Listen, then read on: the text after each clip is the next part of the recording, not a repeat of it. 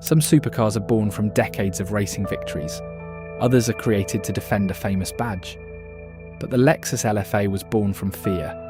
Fear that one of the largest automakers in the world was losing the knowledge required to build a true sports car. So Toyota gave a small group of engineers an extraordinary mission: build something the company had never built before. A carbon fibre supercar, a hand-assembled V10, a machine developed at the Nürburgring.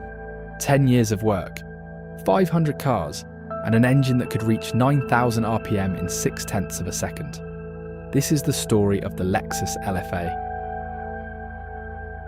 At the beginning of the 2000s, Lexus was already respected for refinement, quality, and reliability. But it was not known for supercars. Chief engineer Haruhiko Tanahashi believed that needed to change. The program began in 2000 and soon brought together three critical figures: Tanahashi, who led the engineering mission; Hiromu Naruse, Toyota's legendary master test driver; and Akio Toyoda, who would later become president and chairman of Toyota. Together, they were not simply trying to make a fast Lexus, they were attempting to rebuild an entire culture of performance car development. The first prototype was completed in 2003.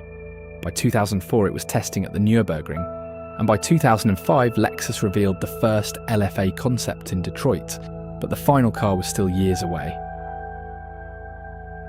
The original prototypes were built primarily from aluminum. Then Lexus made a decision that nearly reset the entire project. The team would replace much of the aluminum structure with carbon fibre reinforced plastic. The switch reportedly removed around 100 kilograms, while dramatically increasing rigidity. But Lexus did not simply order a carbon tub from an outside supplier. It developed new manufacturing processes internally. Drawing upon Toyota's history in textile machinery, engineers created specialised looms, braiding methods, bonding techniques, and inspection systems. The final structure would be approximately 65% carbon composite and 35% aluminum. The delay was enormous, the cost was enormous. But the program was no longer only producing a car, it was producing knowledge. At the centre of the LFA is the 1LR GUI, a 4.8-litre, naturally aspirated, 72-degree V10 developed with Yamaha involvement. It produces 552 horsepower and 354 pound-feet of torque. Those numbers sound almost modest beside today's 1,000 horsepower hypercars, but horsepower alone does not explain this engine. It uses 10 individual throttle bodies, a dry sump lubrication system, titanium valve train components, a 12:1 compression ratio, and an operating range extending to 9,000 RPM. Lexus said the engine could travel from idle to redline in approximately 0.6 of a second. It responded so quickly that a traditional tachometer needle could not accurately follow it. So Lexus installed a digital display. The V10 was also compact enough to help position the engine behind the front axle. This was not an engine installed inside the LFA. The entire LFA was arranged around the engine. Then came the sound. Yamaha's influence extended beyond mechanical engineering. Equal-length exhaust manifolds, a titanium muffler, tuned intake chambers, and sound channels were used to shape the frequencies reaching the driver. At lower engine speeds, the LFA produces a hard mechanical growl. As the revs rise, the pitch tightens. The intake and exhaust frequencies begin to overlap. And near 9,000 RPM, the sound becomes something closer to a racing engine than a conventional road car.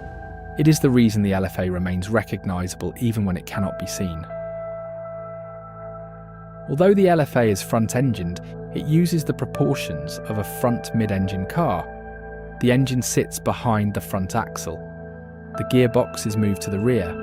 The two are connected by a rigid torque tube. The fuel tank sits ahead of the rear axle. Lighter components, including the radiators, are positioned farther back. The result is a claimed 48-52 front-to-rear weight distribution. The driver also sits close to the car's centre of gravity. Double wishbone front suspension, a multi-link rear arrangement, and massive carbon ceramic brakes complete the platform. the car does not feel like a large Grand Tourer. Contemporary reviewers described it as immediate, balanced, and unusually easy to place near its limits. The transmission is the most controversial part of the car. The LFA uses a 6-speed automated single-clutch manual. Its fastest shifts take approximately 0.2 of a second. That was respectable when development began. But by the time the car reached customers, smoother dual-clutch gearboxes were becoming the new standard. Reviewers complained that the Lexus transmission was harsh, slow in automatic mode, and less sophisticated than the systems in some competitors. But other drivers found meaning in that imperfection. Every shift interrupts the acceleration. Every gear change moves the driver. The gearbox does not hide the mechanical event, it announces it. The LFA was fast, but it was not unbeatable. Officially, it could reach 62 miles per hour in 3.7 seconds and continue to 202 miles per hour.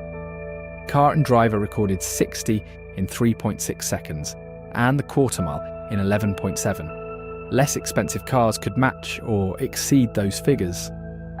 That created the central misunderstanding surrounding the LFA. Its value was never found in one acceleration number.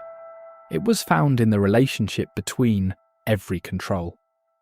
The steering, the throttle, the brake pedal, the seating position, the carbon structure, and the sound of 10 cylinders responding without turbochargers between the driver and the combustion event. The Nürburgring shaped the LFA from the earliest prototypes. Toyota used the circuit not only to test the car, but to train the people developing it. Engineers became mechanics. Executives became drivers. Akio Toyoda raced under the name Morizo. Hiromu Naruse used the circuit to refine the car's behaviour and teach a new generation how to evaluate performance. Naruse died near the Nürburgring in 2010, shortly after the core LFA development program had been completed.